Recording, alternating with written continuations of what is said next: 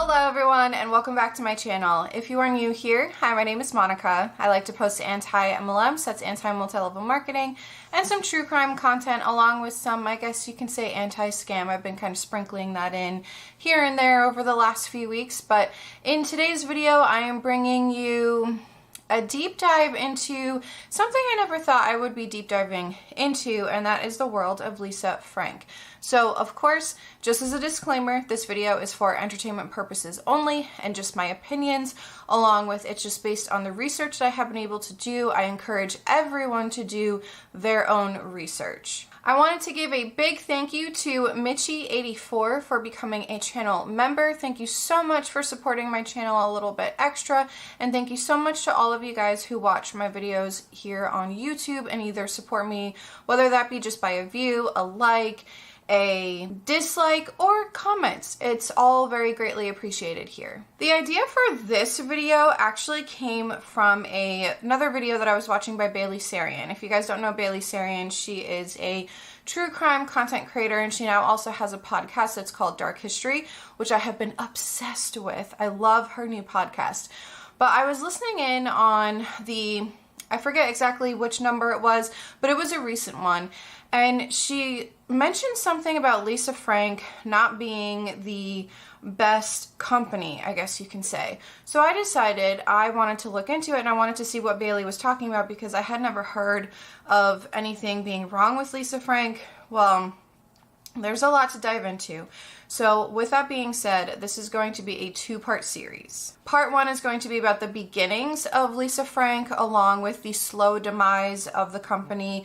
In addition to that, we'll cover the working environment, while part two is going to be about the lawsuits along with collabs that Lisa Frank has done and some potential alleged scams. There's also another issue that I wanted to talk about, which was an influencer slash designer who felt as though she claimed that Lisa Frank had stolen an idea from her, and that was the reason why she was being evicted out of her apartment. So if you guys know of that story, then yes, I will be covering that, but that's going to be in part two. I remember when I was younger, Lisa Frank was all the rage. I only had a few things by Lisa Frank, but I knew of other girls in my school who had quite a number of things by Lisa Frank. It was almost as if you didn't have something by Lisa Frank, it was like an abomination. It was unheard of to not have something by Lisa Frank. So I do remember her as being the bright colors, and I'll always remember having this one folder. It was my favorite folder, and it was Lisa Frank with two whales on the front of the folder. It was my favorite, especially because I believe that was around the time that Free Willy came out, and Free Willy was one of my favorite movies as a kid. I have a lot of favorite movies, but Free Willy was one that I definitely had to rewind many times and rewatch it. Now, I wouldn't necessarily say that my childhood has been ruined by learning more about the behind the scenes of Lisa Frank, which there is a really great article that was written by Jezebel, and I will leave that linked below, that I got a lot of my information from. But, and like I said, I wouldn't say that my childhood was necessarily ruined, but knowing more and reading that article, and it was very disappointing to hear that this is what happened to Lisa Frank. If you are looking for a really great deep dive into the world of Lisa Frank, I highly recommend checking out this content creator by the name of Kalita Rosita. She did an amazing job covering Lisa Frank, going over everything super in depth. So if you're looking for something that you can sit there and binge for hours, I highly recommend watching that channel. I'll leave the channel along with the videos linked in the description box below. In order to understand where everything went wrong, we have to start from the very beginning. So let's get into the rise and the fall of Lisa Frank. Lisa Frank was born on April 21st, 1955. Lisa Frank is not just a person, but the name of her brand. She graduated Cranbrook Kingswood School in 1972, which was located in Bloomfield Hills, Michigan, which is a city just north of Detroit. From what I've gathered, Bloomfield Hills is a wealthy area to live in with a population of under 10,000 people. Her father was an art collector and was the one who introduced her to the world of art. However, interestingly enough, he did work in the automotive industry and ran Detroit Aluminum and Brass. This was a publicly traded family company founded by Lisa's grandfather and his brothers in 1925. Detroit Aluminum and Brass manufactured automatic transmission components, clutches, etc. They were the only company in the U.S. to make engine bearings for tanks used during World War II. Detroit actually used to be called Motor City because it was once home to Ford, General Motors, and Chrysler, otherwise known as the Big Three back in the day. Unfortunately, the success of Motor City would not last forever, and the decline of Detroit would inevitably happen. What I will say is that once Lisa developed an interest into art herself, her parents were supportive, which is not something that happens for everyone. Not to mention, her life was pretty comfortable due to her family being wealthy. Lisa told Urban Outfitters in an interview, quote, "My dad was an art collector. My mom had a little kiln in our basement and we would make pottery. I think from about age 5 on, they sent me to art classes and I was a huge colorer. Huge. I think to keep me quiet, they would bring the coloring books and crayons and I would fill up the books. I was totally a girly girl. I was not a jock. When I was 12, my parents got me a loom, so I was a weaver. I love to read, I love to do artwork, I love to do anything girly," end quote. It's clear that her parents not only supported her love for art, but they encouraged it as well. Maybe in the beginning it was to keep their child busy because we know children can be rambunctious, but it seems as though in her later years that may not have been the case anymore, and it was to encourage her abilities. Speaking of Lisa Frank's family wealth, she attended the same pre-K to grade 12 prep school as people such as Mitt and Anne Romney, along with Selma Blair. Her senior year, she entered into an art show and somehow made $3,000 by selling her art. Keep in mind, this was in the early 70s, and judging by a few inflation calculators I used, it seems like in today's world, that would be about $20,000 to $21,000. I'm very shocked by that amount. However, at the same time, if these calculators I used were correct, it would make sense due to one of the buyers being Lee Iacocca, who was the former president and CEO of Chrysler from the years 1978 to 1992. Fun fact, Lee participated in the design of the Ford Mustang and Pinto, amongst other cars, and it's been said that he convinced Henry Ford II to get back into racing. I'm not a fan of Ford, don't come for me, especially Mustangs, unless if we're talking about Eleanor from Gone in 60 Seconds, but I prefer Chevys because you can't beat that LS engine when it comes to American cars, but I am a huge fan of European cars. But regardless of my feelings towards Ford, it was the start of an era in the automotive industry. Thanks to that, Ford was able to claim wins at NASCAR and Le Mans in France, which going to Le Mans is a bucket list item for me. I'd choose that over NASCAR any day. Anyway, back to Lisa. She would go on to attend the University of Arizona. During her time there, she did something which I had no idea about. She would buy handmade pottery and jewelry from the local indigenous communities for a low price, then bring them back to Michigan and mark them up. Now, I understand that this is how it works with certain businesses where you purchase at a wholesale price and then mark it up to retail. However, in this situation, this isn't just any business. It's handmade items made by artists of the indigenous communities. Were they aware that Lisa was doing this, or was she taking advantage of them? If there was some kind of contract, that would be a little different. I can't help but question, even if there was a contract, was it fair, or were these indigenous people being taken advantage of? Because of this buying and selling at a marked up price, Lisa started doing very well for herself. So much so that she eventually started telling the artist what to make. I truly hope that these artists were properly, fairly, and ethically compensated, but I can't help but have a sneaking suspicion that they weren't. Once Lisa noticed that she had an entrepreneurial mindset, I guess is what we can call it, she started creating her own jewelry. This is where her plastic jewelry line, Sticky Fingers, was being sold at Neiman Marcus and Bloomingdale's. Lisa was just 20 at the time. I do wonder, though, if any of her success may have had to do with her family's wealth and large network. I'm not trying to say that she isn't talented or discredit the brand that she did build, but if she were just an average everyday person, would she have had the same opportunities?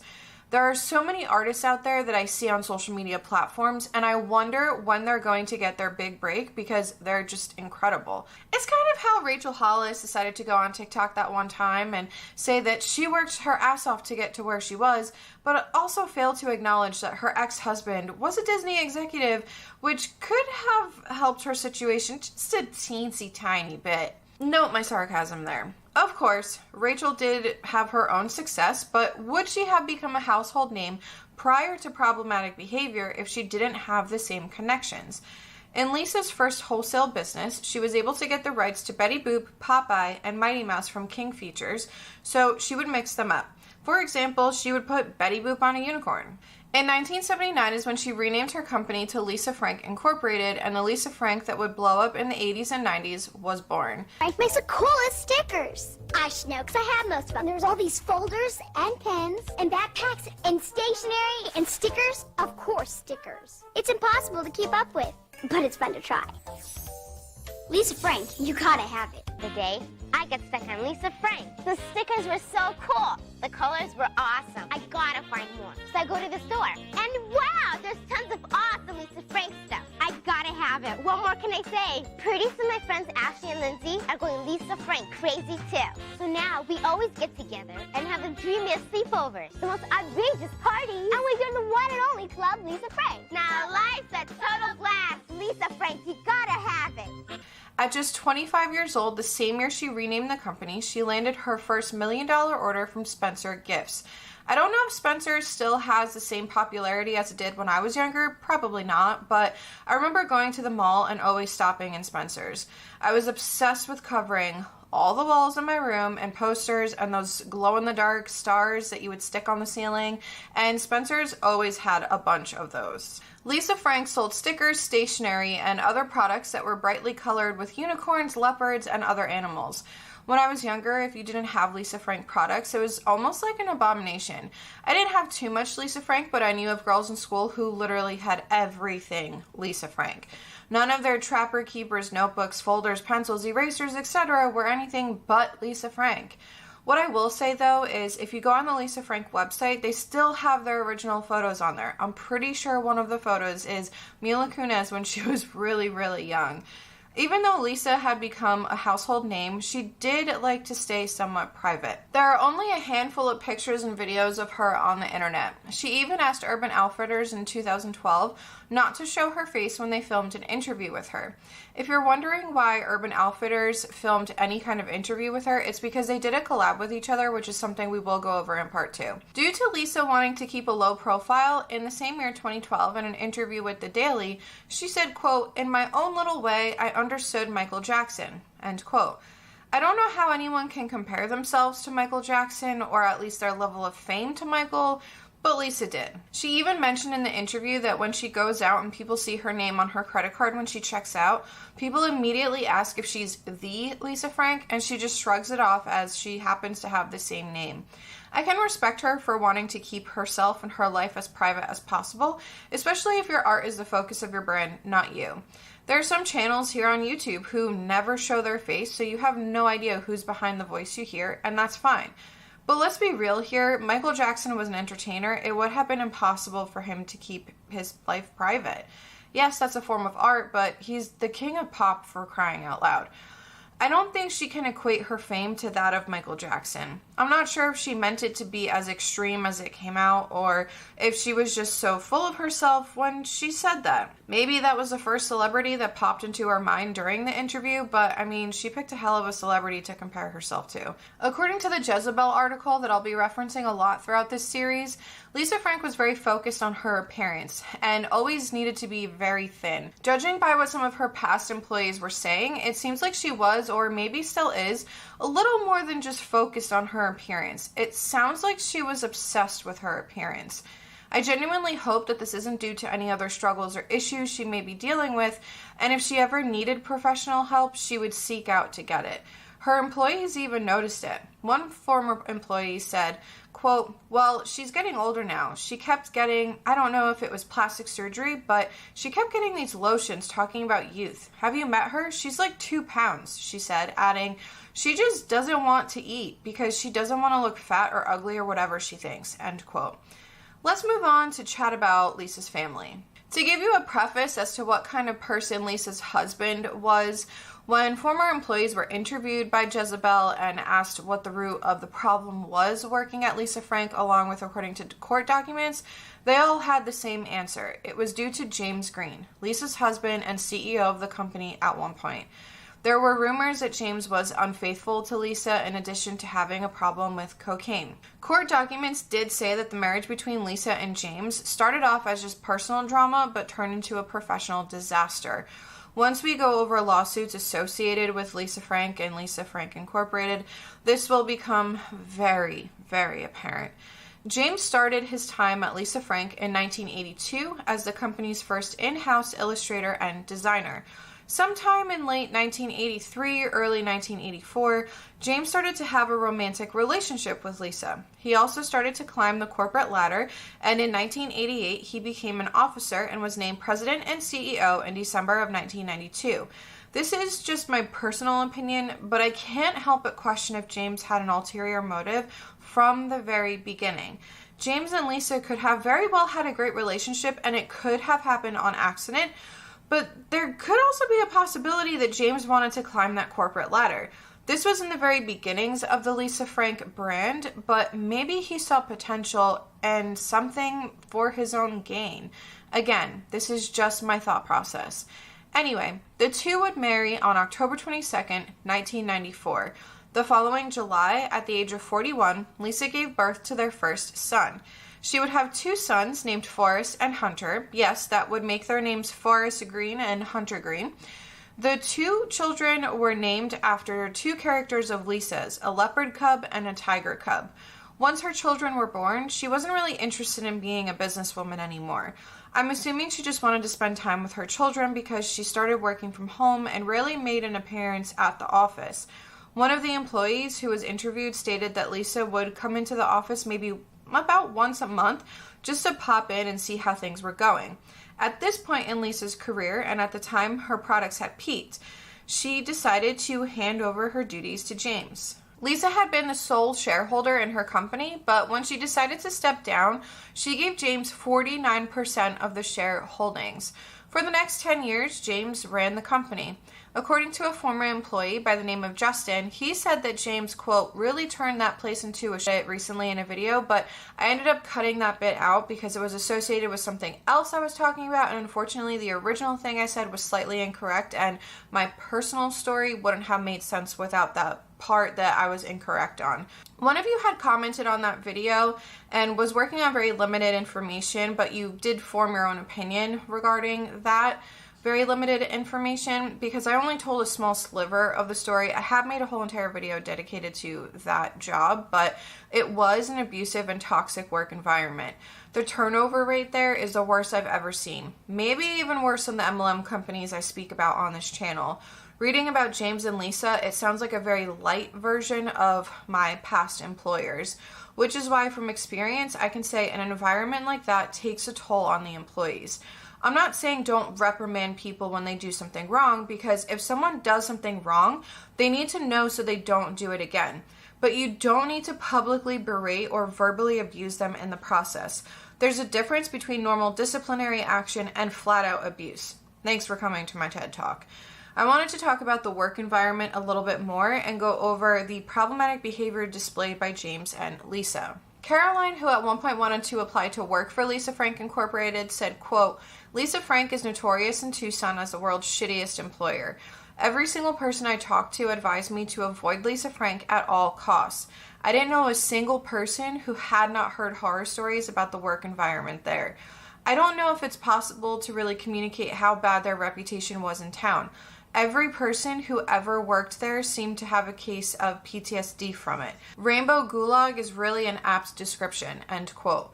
This was the general consensus of the town of Tucson and former employees. When you think of Lisa Frank, you think of a fun place to work with all of the colors, imagination, art, and sharing ideas with one another. However, for former employees, they stated that while they were at the office, it was to be silent and they were not allowed to speak to one another. Management even tapped into phone calls and illegally recorded them. There was a newsletter that would go out bi-monthly called Frankly Speaking, where employees were told how they were expected to behave within the company.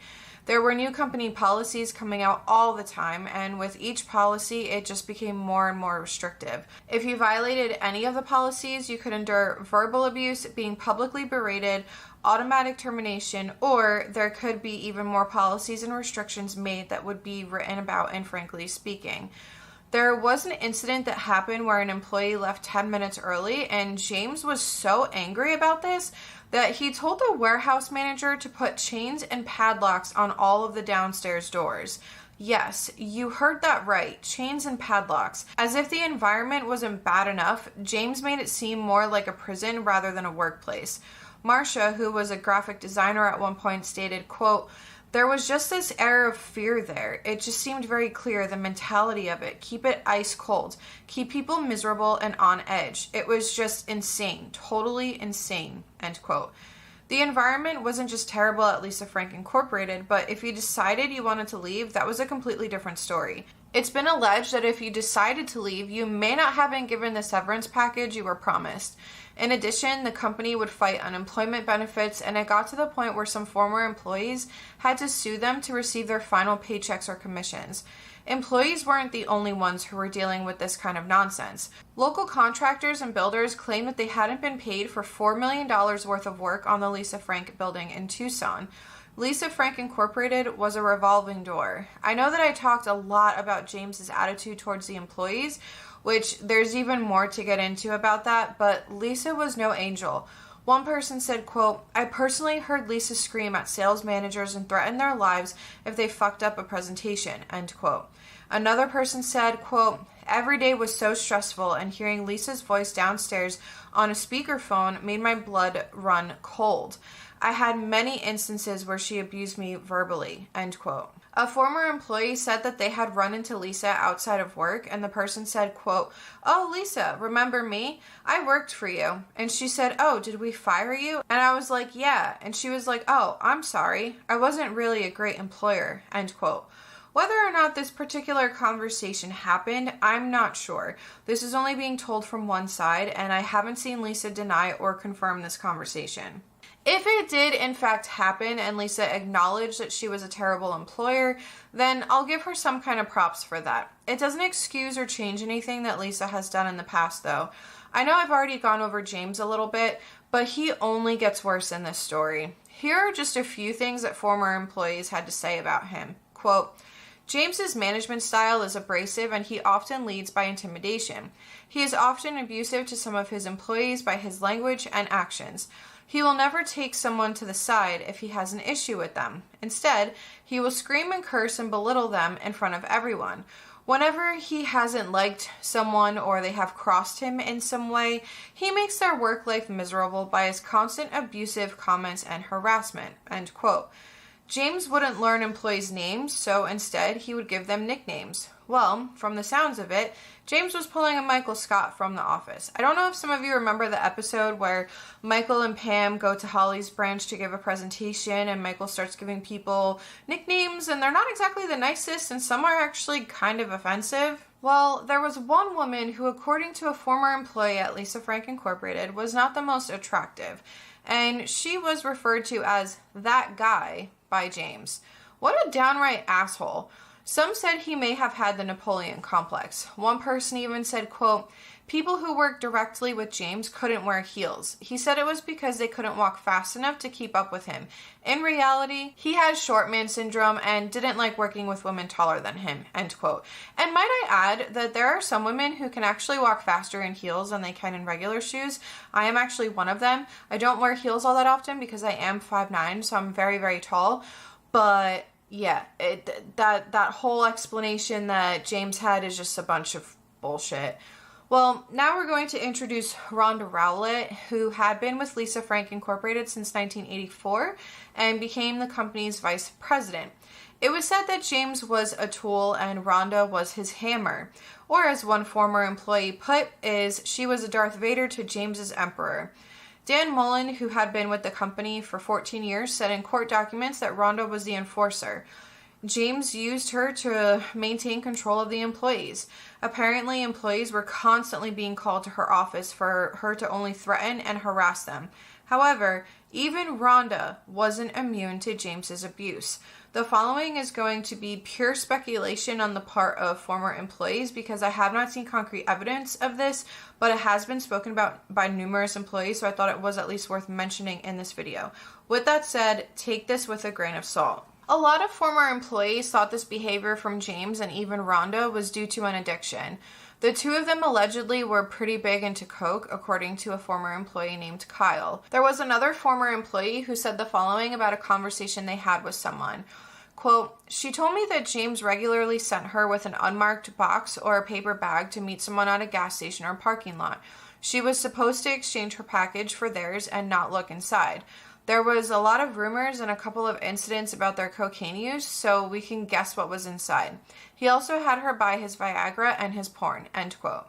Which, in my opinion, is pretty messed up if James had this employee going to pick up his substances, because what if she would have been stopped by an officer? Or what if she could have been arrested? She had no idea what was, she claims that she thinks she knew what was in the bags, but she was told not to look in the bag. So it's so messed up that if this is true, and if James really was telling one of his employees to go pick up his illegal substances, that's really messed up. Like, super messed up. Just bad. But anyway. Kyle said, quote, "I think Lisa Frank was into a little bit of coke or something as well," end quote. This was due to some kind of letter that was on the back of one of the original artwork pieces in the archive room. It was from a friend of Lisa's where she talked about how much fun she had freebasing and whoring around New York with Lisa. One employee said, quote, "I think we all Xeroxed that," end quote, which I haven't heard someone say Xeroxed that in such a long time. There were rumors going around saying that Rhonda and James were having an affair. I wouldn't doubt that, judging by what I've learned so far about James. Well, in July of 2005, James moved out of his and Lisa's family home, and come September of 2005, Lisa filed for divorce. During the summer of 2005, Lisa started to get more involved with the day-to-day at Lisa Frank Incorporated. In my opinion, I think she was trying to salvage whatever was left of the company. At the time, though, James was still CEO and Rhonda was still VP, so it turned messy really quickly. All of a sudden, James and Rhonda started telling the employees of Lisa Frank Incorporated that they needed to pick a side, James or Lisa. Let's just put it this way, it got ugly. There was spying on each other and employees via email monitoring, and it got to the point where a judge ordered James to return 6 computers that he stole from the company. These computers, apparently, according to him, contained some kind of personal correspondences, which is why he stole them. Lisa filed a civil suit and an application for a temporary restraining order against James. This was due to Lisa wanting to elect a new board of directors, and she wanted to keep James away from the business so he wouldn't harass employees and sabotage Lisa Frank Incorporated.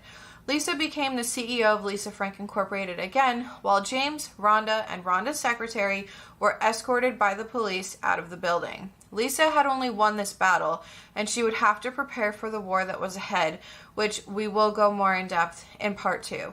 Spoiler, there were a lot of back and forth and a lot of lawsuits. In the late 90s, Lisa Frank had truly hit its peak. They had made over $60 million a year in sales. According to court documents, the shareholder distributions between Lisa and James totaled over $100 million between 1995 and 2005.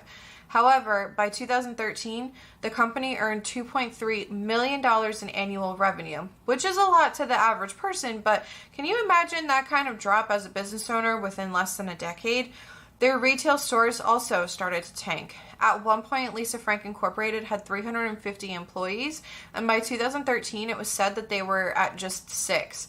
Since then, the Lisa Frank manufacturing plant has been abandoned. This building is 320,000 square feet and was known for all of the Lisa Frank decor and statues. It's pretty much what you would have expected Lisa Frank headquarters to look like.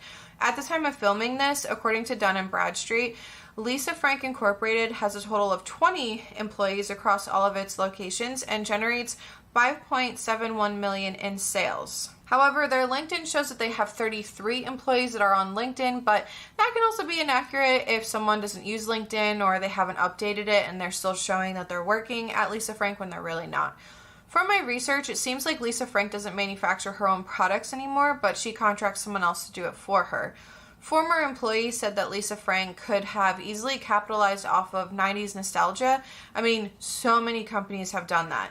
Like I said, just recently, Steve from Blue's Clues addressed all of us for the 25th anniversary of Blue's Clues, and the Empire State Building even lit up blue for the occasion. While Lisa Frank did have some collabs, which we will go over in part 2, it wasn't enough to truly save her brand. According to Jacob, a former illustrator for Lisa Frank Incorporated, quote, "They could have caught on with the hipster market, but in order for a company to really turn a corner in those kinds of things, they need compassionate leadership and people who appreciate and can nurture talent. They didn't have either of those," end quote. Jacob was referring to Lisa and James when he said that. Another employee who was kept anonymous and had a fake name throughout their interview stated, quote, "I don't think Lisa and James have a lot of business acumen. I don't think they ever did. I think Lisa's parents funded the start of her company. She's an artist, not a business person," end quote. A lot of former employees thought the demise of Lisa Frank Incorporated had nothing to do with business and everything to do with the personal drama and nonsense that went on behind the scenes.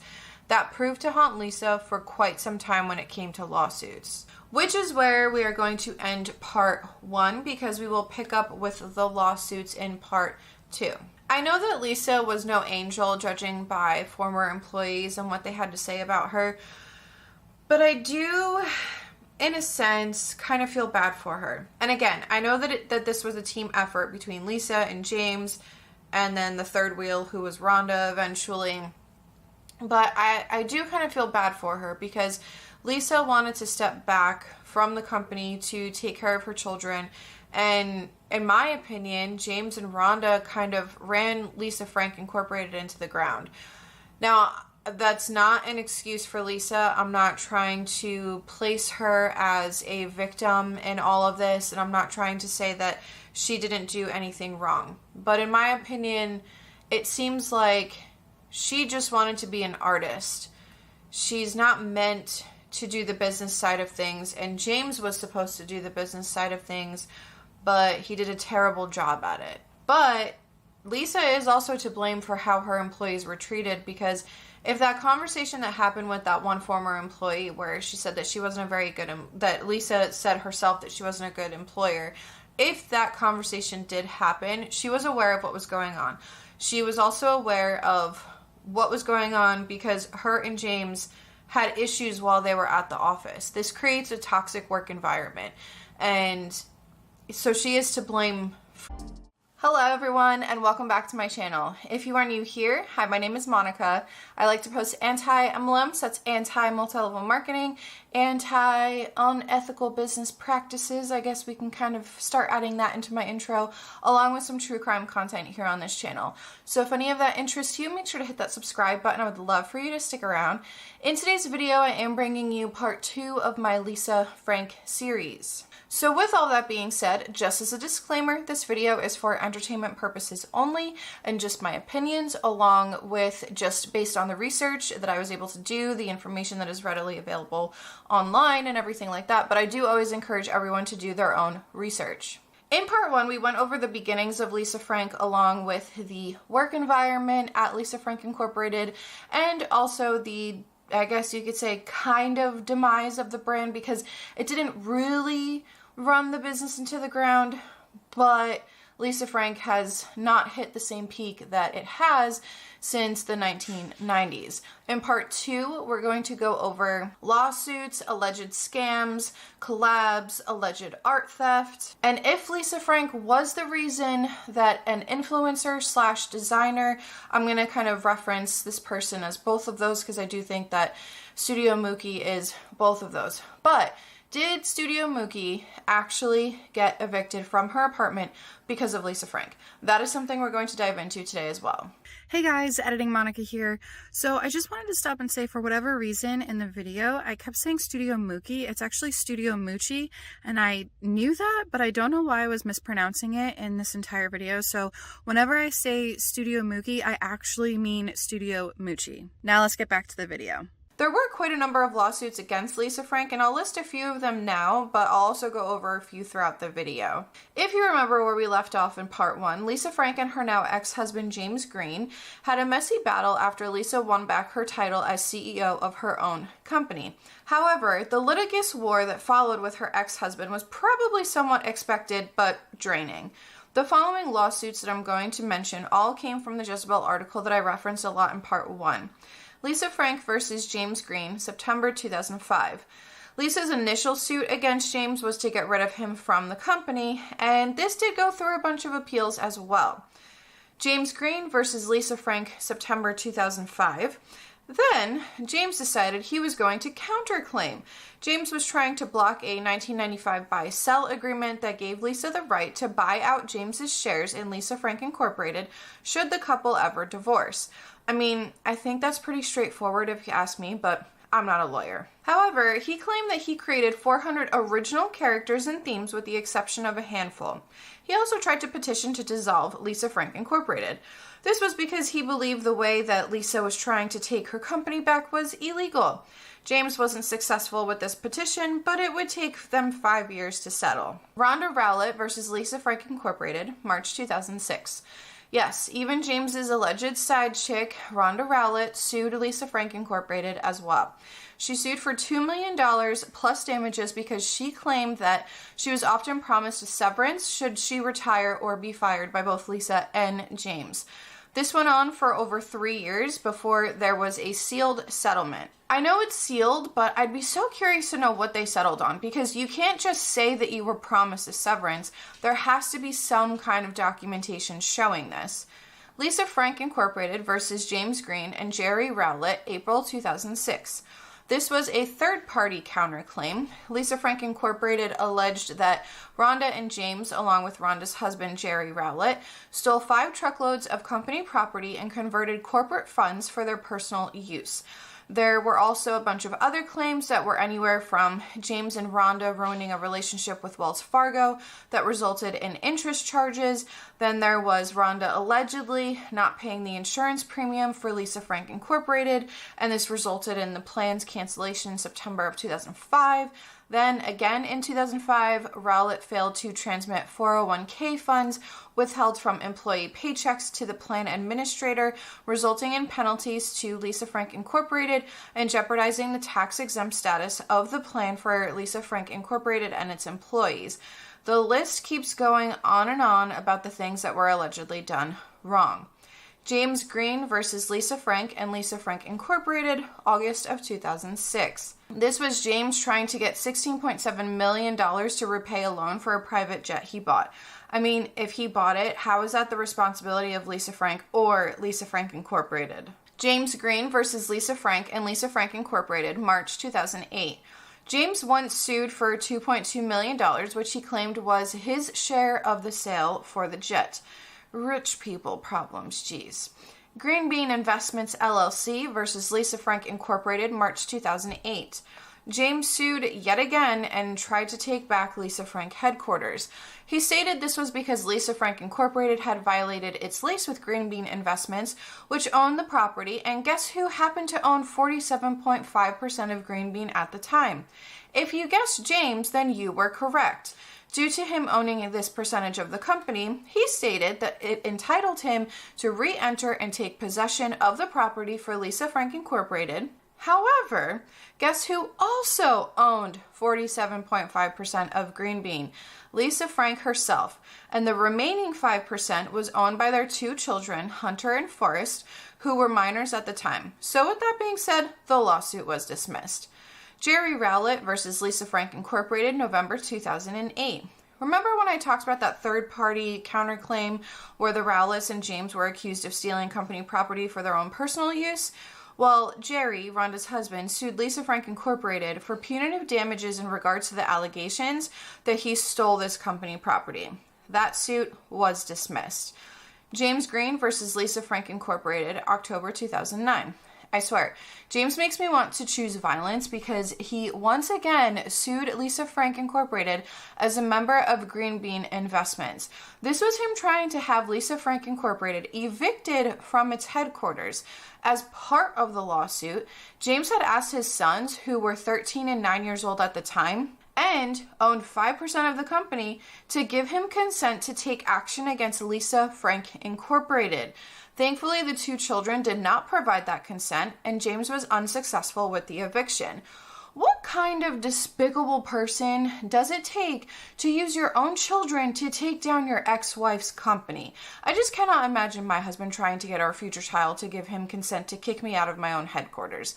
I don't know how petty Lisa was, so maybe all of this was warranted in a way, but using your children is just disgusting. I understand they were involved because they own 5% of the company, but seriously, this really pissed me off. Getting your children involved in your messy divorce is the scummiest of the scum. In addition to all of these lawsuits, both Lisa and James spent so many years bickering and fighting in the legal system over things as minuscule as things like family photographs.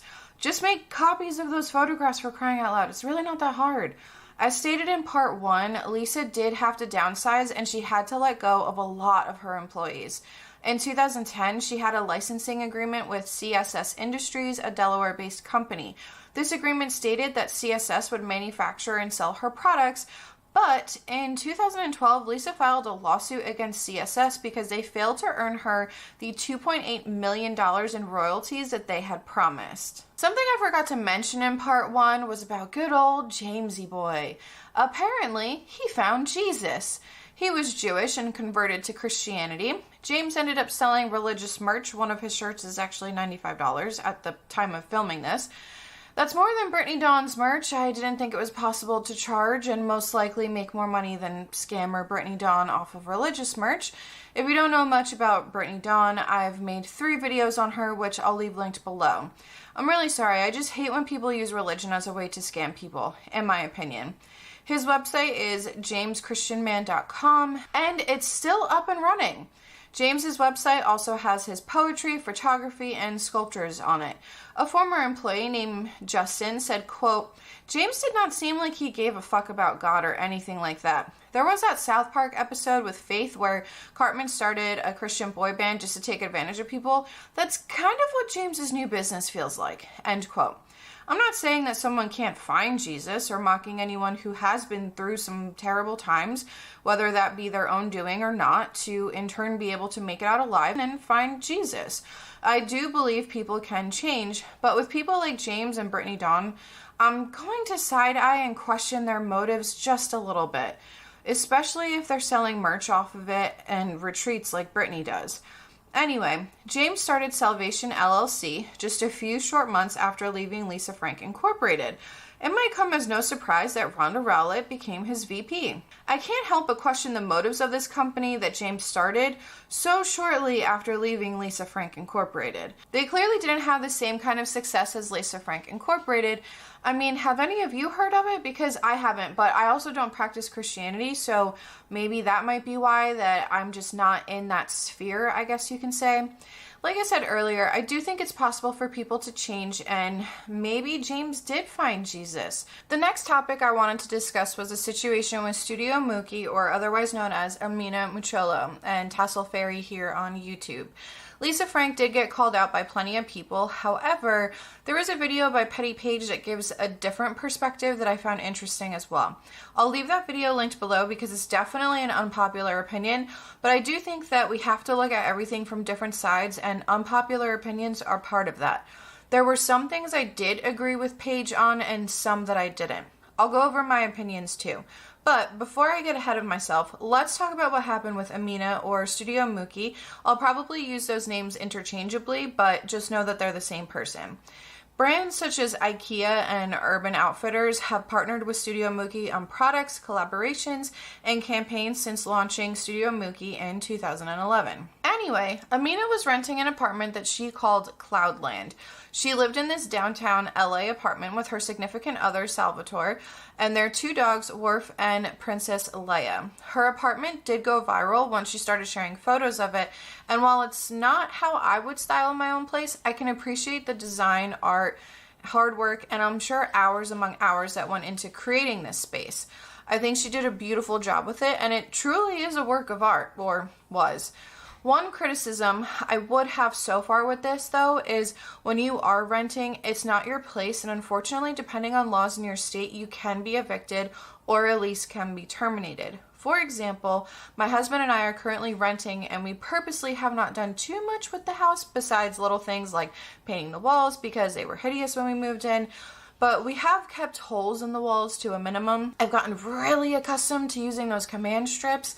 But sadly, Studio Mookie didn't own this apartment, so when her landlord said they were evicting her and her family, of course, this would be devastating to anyone because no one wants to get evicted. What was weird was this eviction had come out of nowhere, it felt like. Quickly, Amina found out that there was going to be a Lisa Frank pop-up collab with Hotels.com across the street, and it just so happens that the person who owned that building also owned her building, which is when Amina claimed that her eviction was due to the Lisa Frank pop-up. But why would that even happen? If you look at photos of her apartment and Lisa Frank's apartment side by side, the similarities in design are uncanny. There were a series of videos that Amina put on her YouTube, and in the one she did talk about how they've paid late multiple times in the past, but it was almost like an unwritten agreement with their landlord, and their landlord didn't have an issue with this until Lisa Frank and the Hotels.com collab was happening in 2019. Allegedly, they used this as their way of evicting Amina and her family. The landlord told Amina that they needed to be out by August, right before the pop-up collab was supposed to happen, and the landlord refused to take her rent money. I haven't looked into the laws in that area, but if anyone knows, is that even legal for a landlord to refuse to take rent money? I'm sure depending on the lease agreement, there might be loopholes or maybe it is legal. But before we get into all of that and the aftermath, let's start from the beginning. That wasn't the first time Lisa Frank had heard of Studio Mookie, which is why there are suspicions that Lisa Frank did steal Studio Mookie's design. According to this HouseBeautiful.com article, Lisa Frank had actually had one-on-one correspondence and even shared Amina's photo on their social media. As you can see here, here is a series of DMs between Lisa Frank and Studio Mookie, along with this post on their Facebook that says, Studio Mookie has the right idea. Let's sleep in today in our hashtag Lisa Frank gear. When Amina was interviewed and asked if she had heard about the Jezebel article that came out, and I've referenced a lot in this series, her response was, quote, I hadn't heard any of that negative stuff. I was just so flattered. I thought it was so cool that, she likes my work. It was something that felt very validating, end quote. If you take one look at Studio Mookie's Instagram, it's clear that of course she would love Lisa Frank because of all the bright colors, rainbows, and just pure magic in her aesthetically pleasing feed. And I've fangirled before, I think a lot of us have, so I can definitely understand where she was coming from with that. Even though I wasn't as into Lisa Frank when I was younger as other people were, I would fangirl if Lisa Frank reached out to me via DMs or replied to an Insta story. That's awesome AF. If you remember from part 1, I did talk about how Lisa Frank would purchase art pieces from indigenous communities and then sell them at a marked up price. So is this a pattern? I'm not saying Lisa Frank isn't talented or that she isn't original. I just can't help but wonder if she did in fact steal the design for the Lisa Frank pop-up hotel from Amina after seeing it online. Studio Mookie was known for Cloudland, and Cloudland even had its own Instagram. Something that Amina posted about during Blackout Tuesday in 2020 was this. I decided to call the hashtag Lisa Frank brand out about their performative allyship on Instagram. Remember when Lisa Frank totally ripped me off and stole my apartment design that was the source of my income for a hotel in my very same building, and then conspired with the 2 other corporations involved to silence me and have me thrown out on the street? Now they're on Instagram lying, LOL. Stop with the performative allyship. These brands will steal from Black creatives, mistreat and discriminate against our Black employees if they even have any, and then they show up to post a hashtag as if they actually give one single F. We don't need your empty gestures, we need your action. Hire Black people, donate to one of the many causes that need funding right now, use your massive platforms to speak up about racial injustices and amplify Black voices in a meaningful way. And to add Lisa Frank specifically, if you really want to show us that hashtag Black Lives Matter to you, start by paying me for my work that you stole and profited from and all of the loss of income that followed because of it. Otherwise, shut the F up and stop trying to capitalize on Black suffering to stay relevant and appease your guilt. Put your money where your mouth is, Lisa, or stop talking. I would say that's pretty powerful, but then on Instagram, Lisa Frank Incorporated decided that it was a good idea to post the following, I'm assuming in response to Amina, and because of this, their massive audience then decided to gaslight and attack Amina. To our fans, as all of you are, we are heartbroken over recent events and the level of racial injustice in this country. Out of respect for the importance of yesterday, we chose not to respond to an issue that arose on our page. While all of the country was spending time reflecting, learning, listening, and taking action during Blackout Tuesday, we were disappointed to hear an opportunistic individual taking that moment to focus attention on herself for her own personal benefit by repeating her false accusations that we have stolen artwork and designs from her. Over the past months, we have silently forgiven her need to deflect blame away from her own failures by perpetuating this false narrative. However, we owe it to our fans to speak out this one time to address these lies. During the fall of 2019, we participated in a 2-week hotel room pop-up. We did not design the hotel room or choose its location, but simply provided our artwork. Art that is completely original and dates back as far as the early 1980s. Additionally, the Lisa Frank pop-up was in an entirely different building than where the eviction incident is alleged to have taken place. We had absolutely nothing to do with why her landlord evicted her from her apartment. We have never stolen designs. We take immense pride in our original artwork and creations that have brought our fans joy for decades. We adore our fans, and the goal when the company began remains the same today, to bring color, happiness, and imagination to the world. We sincerely hope that this brief distraction in no way will draw attention away from the very real stories and critical events happening in the world and the most crucial issues that our society faces today. Please support and love one another during this difficult time. Do I think that Amina and her family were evicted from their apartment because of the Lisa Frank pop-up? That I don't know, because I've only heard Amina's side. I haven't heard the landlord's side of the story.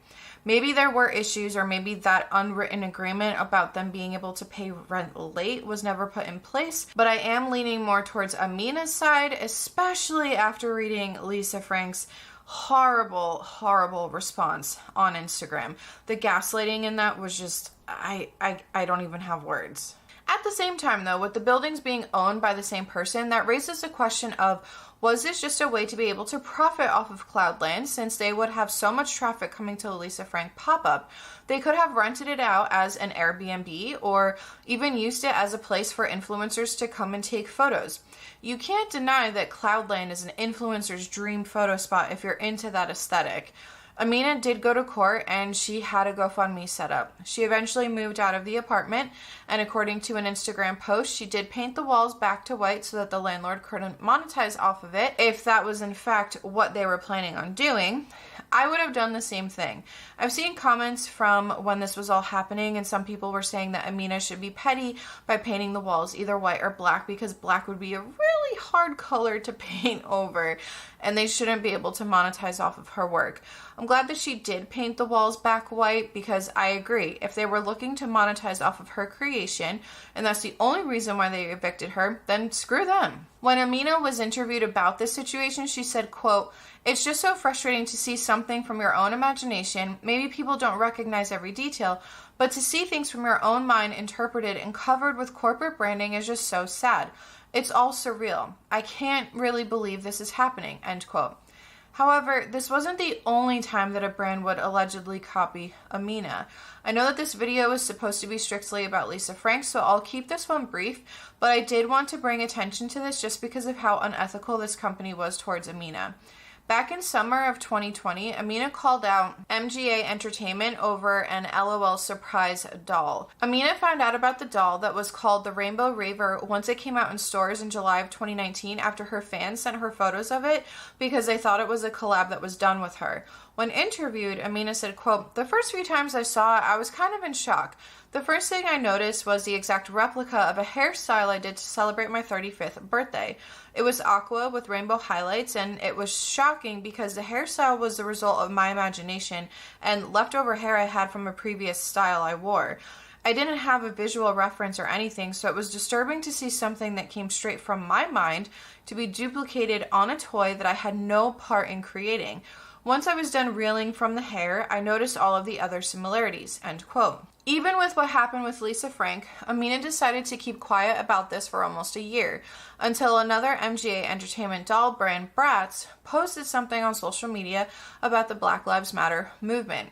This is what Amina had to say about the LOL surprise doll. Quote, "This sort of thing happens to Black creatives more than you could possibly imagine, and we are tired. LOL surprise, you are not special or inclusive simply because you are keen to make money off of Black children and their families. If you really champion inclusivity and actually care about Black people, prove it by making this right," end quote. The CEO of MGA Entertainment, Isaac Larian, responded to Amina on Twitter. Isaac dirty deleted these tweets, but this is what he had to say. "You are a disgrace to Black people and the Black Lives Matter cause, liar and coward. You are a liar and an extortionist and fraud. Who's your so-called lawyer? Put his name and contact information here publicly now so we can contact him or her. Now we will no longer be nice and we will sue you for defamation, extortion, fraud, etc. Watch." After these tweets, Isaac Larian did attempt to backpedal by saying that he wrote these tweets out of frustration and that he didn't know Amina personally, but I'm sorry, for a CEO to respond with that kind of hostility and not taking a moment to really look into what's going on is so unprofessional. MGA Entertainment ended up tweeting this to show their timeline of the Rainbow Raver doll. I guess they thought this was their proof that they didn't copy her, but Amina stated she never received any kind of hard evidence showing the dates that they put in that graphic. Whether or not this doll was a straight-up copy of Amina, the CEO's public tweets were absolutely disgusting and uncalled for. I'd be curious to know your thoughts on both of these situations if you have any, so leave them in the comment section below. Now we're going to move on to the Glamour Girls Kickstarter situation with Lisa Frank. Jen from Jen Love, or formerly known as Jen Love's Reviews, even shared her 2 cents in a video when she found out about the Lisa Frank and Orly collab recently. I get that little twinge of, you still owe me money. If you did not know the backstory, just very quickly, Lisa Frank collabed with a company called Glamour Dolls many years ago. A lot of us supported on the Kickstarter and never saw anything. They ended up selling the stuff on Hot Topic and people were getting it in Ipsy bags, but the people that actually backed the production of the collab got nothing in the mail. I think some of the highest backers may have gotten like a brush or a bronzer or a single shadow. But we were supposed to get like Trapper Keeper eyeshadow palettes and all kinds of cool stuff. I contributed $70, never got anything, tried to reach out to Kickstarter, and they were like, well, you know, it's our policy is you're using it at your own risk, and if you didn't get what you paid for, then that's on the brand. So yeah, Lisa Frank collabed with Morphe a little while ago, and now Lisa Frank is collabing with Orly nail polish. There are plenty of testimonials out there about people who are still upset about this Kickstarter, rightfully so. I'm also only going to briefly go over what happened, but a channel here on YouTube, Truth Sleuth, did a full 2-part series about this, so if you're looking for the nitty-gritty information, I highly recommend watching those videos. I'll leave them linked below. So what exactly happened? Back in February of 2017, an indie brand out of Montclair, New Jersey, which is not far from where I lived actually, announced a Kickstarter campaign with Lisa Frank Incorporated. The funding period was from February 16, 2017 to April 2nd, 2017. This Kickstarter made $370,000 with 5,935 backers. Each tier of the Kickstarter was obviously a different price, but each one had different products you would receive.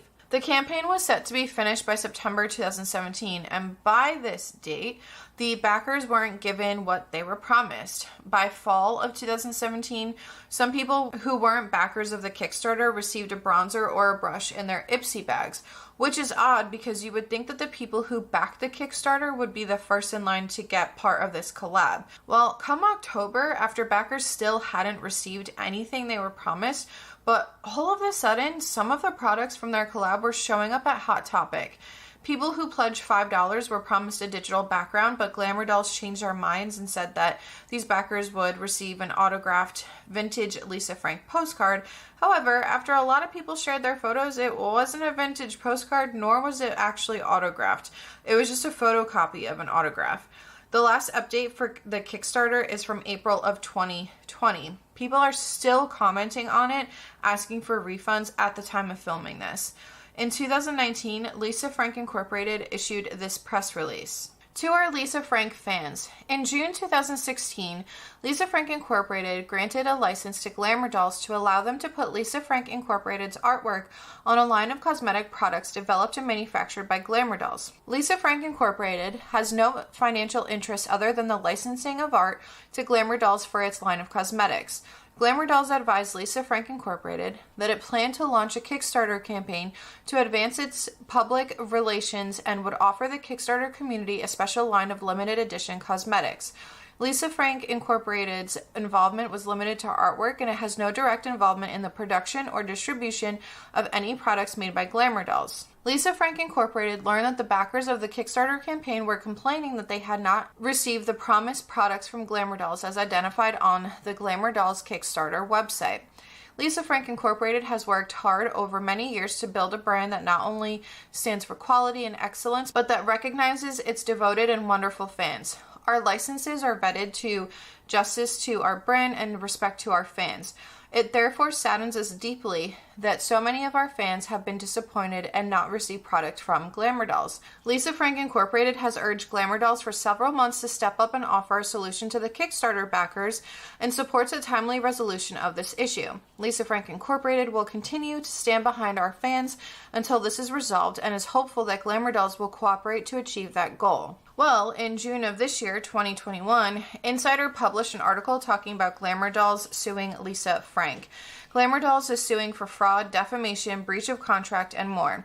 In this complaint that was filed by their attorneys on May 27, 2021, they state that Lisa Frank Incorporated failed to deliver its side of the licensing agreement that the companies agreed on in 2016, and that Lisa Frank shared lies about the situation with the press. Glamour Dolls is claiming that they paid Lisa Frank Incorporated approximately $770,000 to date, but most people still have yet to receive their orders because Lisa Frank Incorporated, quote, intentionally and blatantly stymied the process at every possible juncture, end quote. This was due to Lisa Frank Incorporated allegedly refusing to provide artwork and timely approvals and disapproving sample products. Glamour Dolls stated that they were also forced to pay Lisa Frank Incorporated royalties early on, even though the company had not even made the money in order to pay these royalties, and they are claiming this is so that Lisa Frank could cancel its contract with the brand. Peter Georgodis, the co-founder of Glamour Dolls, said to Insider, quote, as the case moves forward and information is disclosed, backers and customers will get more of a complete picture of the circumstances around the Glamour Dolls collaboration with Lisa Frank. Ultimately, we believe justice will be served and are excited to refocus on our mission of creating fun, vegan, cruelty-free products and experiences for customers all around the world, end quote. In November of 2020, there was a statement made by Lisa Frank Incorporated to Insider that said, quote, after many months of pushing Glamour Dolls to live up to its contractual obligations and deliver products to our fans and retailers that ordered products, Lisa Frank Incorporated reached the point of exasperation, terminated the agreement with Glamour Dolls, and contacted the federal government. To say we are disappointed by the events that transpired as a result of this license is an understatement, end quote. In the lawsuit against Lisa Frank Incorporated, Glamour Dolls stated that the statement made by Lisa Frank Incorporated labeled the brand as corrupt, untrustworthy, and incompetent, in addition to causing the company injury to its business reputation. Glamour Dolls is now seeking compensation for direct harm, punitive damages, and disgorgement of defendants' profits.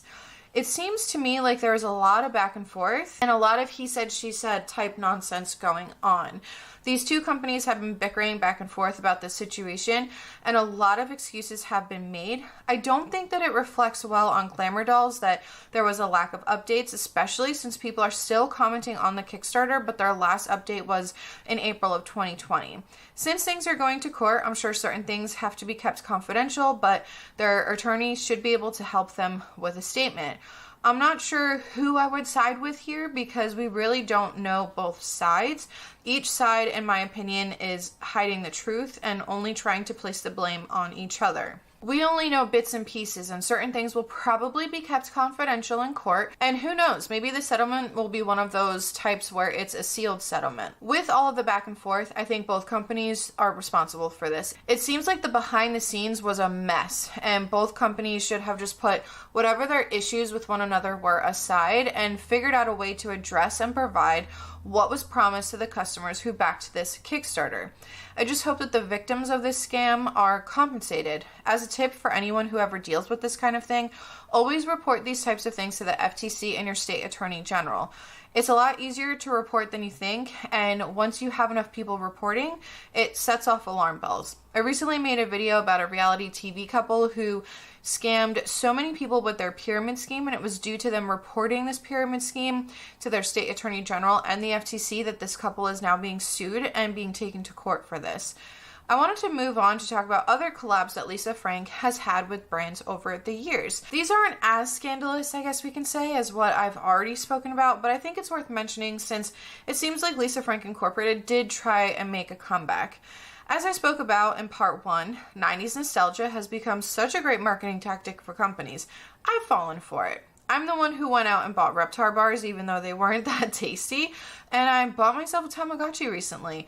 Lisa Frank could have easily made a massive comeback with the 90s nostalgia trend. In my opinion, I do think the company tried because they did have some well-known collabs.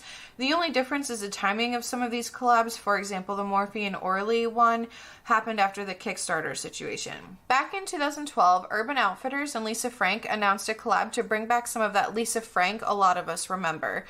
Urban Outfitters was even able to interview Lisa Frank herself, although under one condition that her face be covered.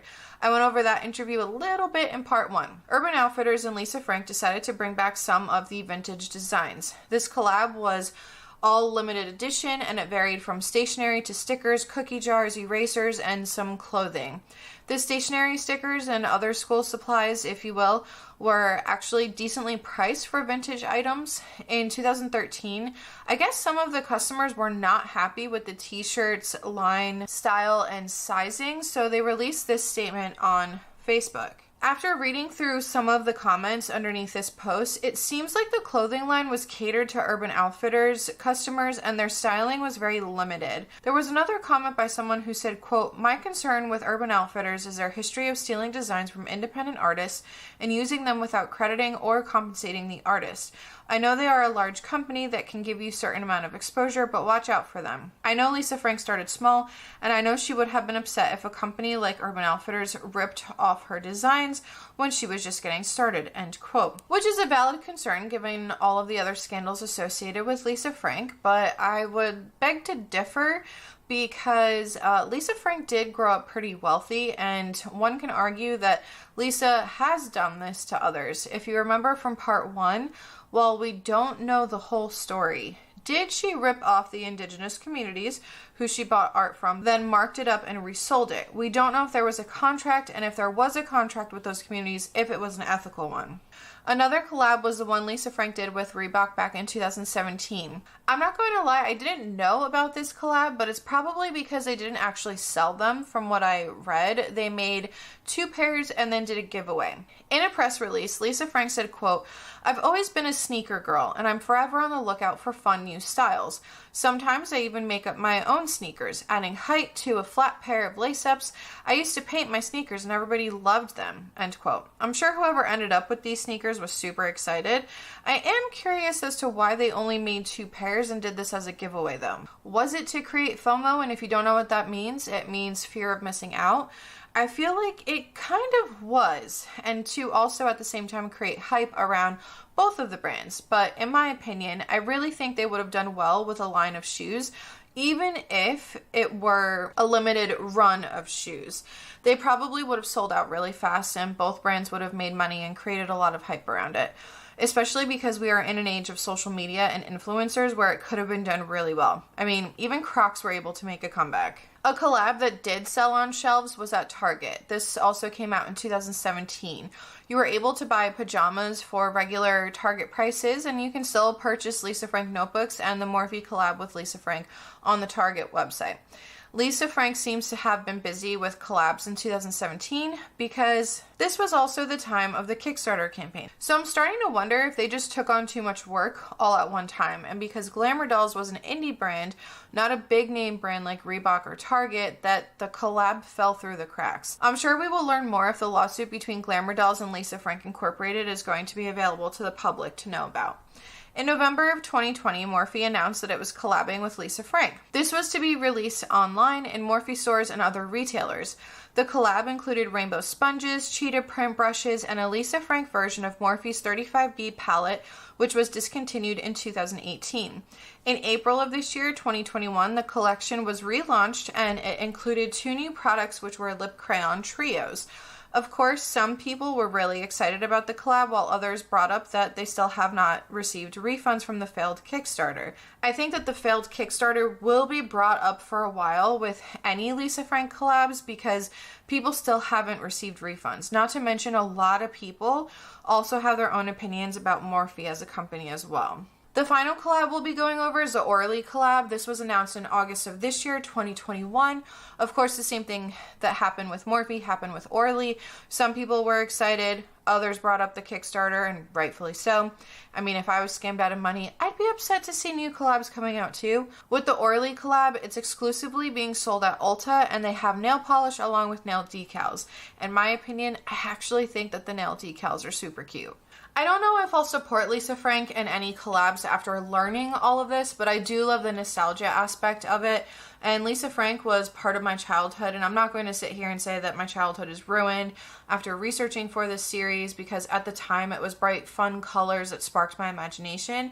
But even though a small channel like myself doesn't matter to the Lisa Frank brand, and it's not like I have much of a reach, I am a little disappointed. None of us are perfect, and we all have to make mistakes to be able to learn and grow from them. But some of these mistakes, I mean, they were pretty major mistakes. Like, they were pretty extreme. So